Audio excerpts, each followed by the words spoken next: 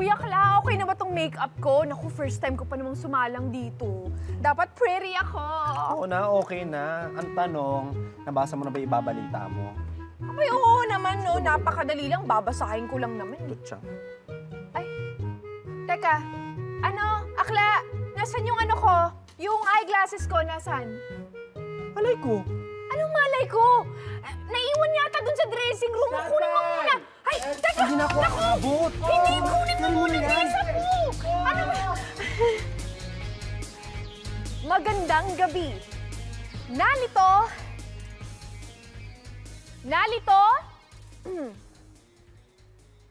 Narito po ako para maghatid ng pangunahing balita. Marami po ngayon ang nagbabasa ng mga maling balita. At dahil dyan ay nagkakaroon ng di umano'y mga kaguluhan sa ating mga kababuyan. Sa ating kababayan. Mula sa Macarena, Marikina, ako po si Juana Uy, naguulat.